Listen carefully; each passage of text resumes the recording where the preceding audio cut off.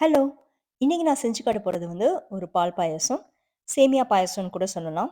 இதுல வந்து நெறைய டிப்ஸ் எல்லாம் ஆட் பண்ணியிருக்கேன். இந்த பாயாசம் கெட்டியாகாம இருக்கிறதுக்கு. இதுக்கு தேவையான இன்கிரீடியன்ட்ஸ் என்னன்னு பார்த்துருவோம் வாங்க. இதுக்கு வந்து நான் இங்க 3 கப்ஸ் மில்க் எடுத்திருக்கேன். வெர்மிசெல்லி எடுத்திருக்கேன். இது கொஞ்சம் சன்னமான சேமியா.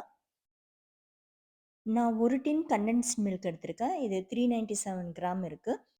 இது கூடவே முந்திரி பருப்பு, சாரப்பருப்பு, குங்குமப்பூ எடுத்திருக்கேன். கொஞ்சமா நெய் எடுத்திருக்கேன். இப்போ ஒரு பேன ஸ்டவ்ல வச்சுட்டு, நான் எடுத்து வச்சிருந்த 3 கப் மில்க்க வந்து இதில ஆட் பண்ணிக்கிறேன். இது கூடவே 3 கப்ஸ் மில்க்குக்கு வந்து 1 கப் ஆஃப் வாட்டர் வந்து ஆட் பண்ணிக்கிறேன்.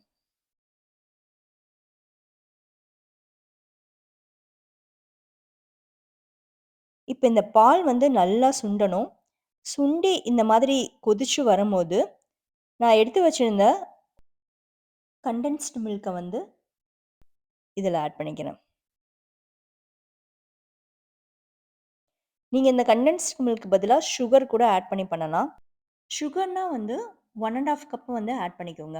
இப்ப கண்டென்ஸ் மில்க்கோ, சுகரோ இத ஆட் பண்ணோம்னா, அது ஃபுல்லும் அதுல வந்து மெல்ட் ஆகுற மாதிரி கொஞ்ச நேரம் கொதிக்க வைக்கணும்.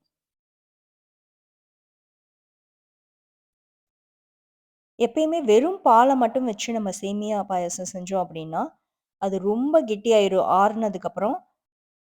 அத அவாய்ட் பண்ணிக்கிறதுக்காக இந்த மாதிரி தண்ணிய மிக்ஸ் பண்ணி பண்ணியிருக்கேன்.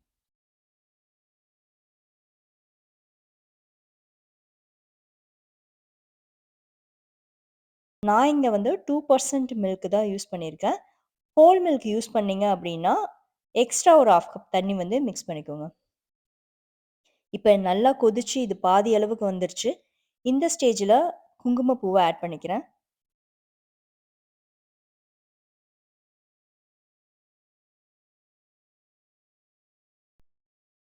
இப்ப குங்குமப்பூ ஆட் பண்ணியாச்சு.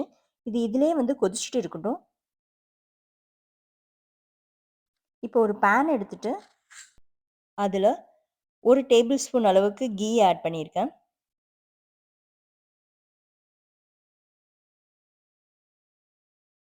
இந்த நெய் சூடானதுக்கு அப்புறமா, அதுல இந்த முந்திரி பருப்பு, சாரப்பருப்பு இது 2யுமே வந்து ஆட் பண்ணிக்கிறேன்.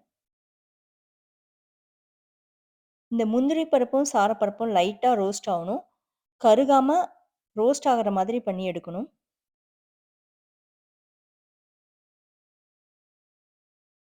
இப்ப இந்த சேமியா எடுக்கிறேன். இந்த சேமியாவ பார்த்தீங்கன்னா, நம்ம நார்மலா உப்புமாக்கு பண்ற சேமியா கிடையாது.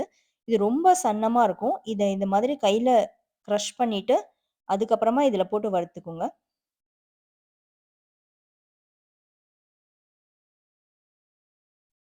நார்மலா இருக்க சேமியா போடும்போது, பால்ல போட்டோம்னா, அது மில்க்க வந்து அப்சர்வ் பண்ணிட்டு, அதனால தான் ரொம்ப கெட்டியாயிரும். இது வந்து வறுத்து போடுறனால அந்த அளவுக்கு அப்சர்வ் பண்ணாது.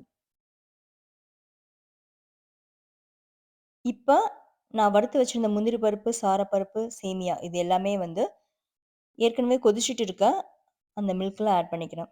இந்த ஸ்டேஜ்ல ஒரு 10 மினிட்ஸ் இத மூடி வச்சுட்டு ஆஃப் பண்ணிருங்க. இந்த ஹீட்லயே வந்து சேமியா வெந்துரும். அவ்வளோதாங்க. சிம்பிளான சேமியா பாயாசம் ரெடி. நீங்களும் வீட்ல செஞ்சு ட்ரை பண்ணி பாருங்க. Thank you.